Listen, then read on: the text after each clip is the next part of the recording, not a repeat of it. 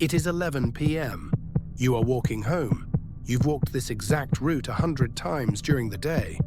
It's perfectly normal, but tonight, something feels different. The silence feels heavy. The air feels thick.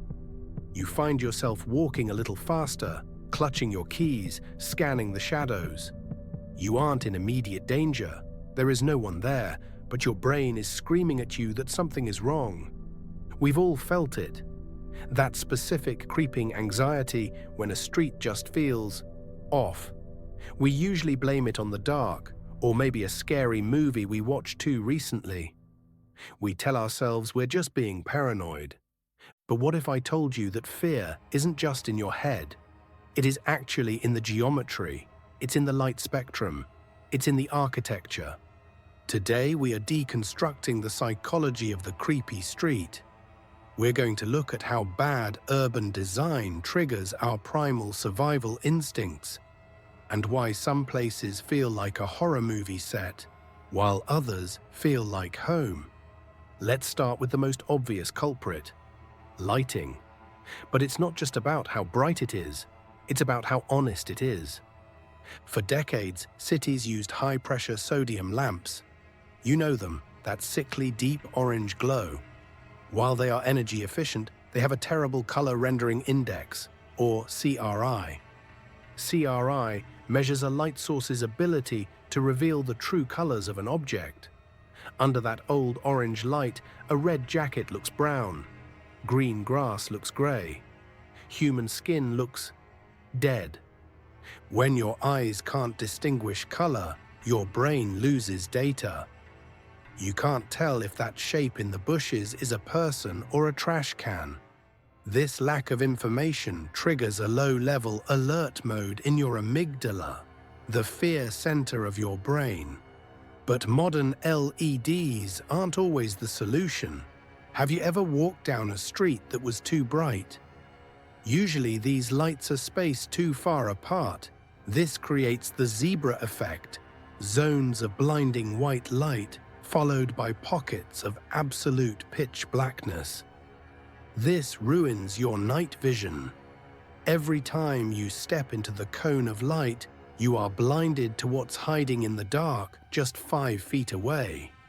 You feel exposed, like a performer on a stage, while the audience, the potential threat, is hidden in the dark. It is a biological nightmare. To really understand why we feel unsafe, we have to go back about 50,000 years. There is a concept in evolutionary psychology called prospect refuge theory. Basically, humans love prospect, the ability to see clearly over a long distance to spot threats before they get close. And we love refuge, places where we can hide or be protected if a threat appears. A good street gives us both. We can see down the road, but we feel sheltered by trees, awnings, or parked cars. A wrong street violates this balance. First, there's the trap. Think of a pedestrian underpass or a narrow alley with high walls. You have zero prospect, you can't see around the corner, and zero refuge. If you meet a threat, you are cornered. This creates immediate claustrophobia. On the flip side, there is the void. Think of a massive wide avenue with giant parking lots. You have too much prospect, but zero refuge. You feel like a gazelle on the savannah, totally exposed to predators from all sides. This creates a feeling of agoraphobia. The scale of the street is built for cars moving at 60 kilometers per hour, not for a human walking at 5. You feel small, slow, and incredibly vulnerable. In 1961, the legendary urbanist Jane Jacobs coined the most famous phrase in city planning: eyes on the street. She argued that safety doesn't primarily come from police or cameras. It comes from normal people, shopkeepers, people looking out their apartment windows, other pedestrians. Even if the street is empty at 3 a.m., the possibility that someone could look out a window makes us feel safe. This is why walking past a construction site, a blank warehouse wall, or a closed-down shopping mall feels so disturbing. These are blind streets. When you walk past a 100-meter-long blank wall, your brain subconsciously realizes, if I scream, no one will hear me. If I am attacked, no one will see me. This is also known as the edge effect. Humans gravitate toward active edges, storefronts, windows, and texture. We are repelled by hard edges, blank concrete, and chain link fences.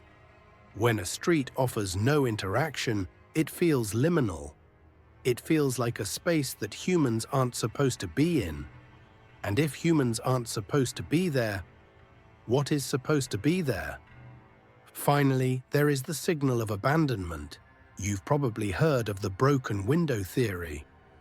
While the sociological application of that theory is debated, the psychological effect on a pedestrian is undeniable. Disorder, trash, graffiti, flickering lights, and unkempt weeds signals a lack of control. It tells your brain the social contract here is weak. The rules don't apply here. It creates a sense of unpredictability. In a well-maintained space, you expect order. In a neglected space, you expect chaos. And the human brain hates chaos. It triggers that fight or flight response before you've even seen a threat. You become hyper-vigilant. Every sound becomes a footstep. Every shadow becomes a figure. So the next time you're walking home and the hairs on the back of your neck stand up, take a look around. Is the light rendering the world in grey? Are the walls blank and blind? Is the scale too big for you? You aren't being paranoid. You are reacting to a design failure. You are reacting to an environment that wasn't built with the human animal in mind.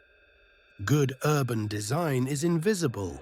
It makes us feel calm, brave, and welcome. Bad design creates ghosts where there are none. If you enjoyed this deep dive into the psychology of our cities, hit that like button. It helps the algorithm find the light. And tell me in the comments, what is the creepiest street you've ever walked down and why? Stay safe out there. I'll see you in the next one.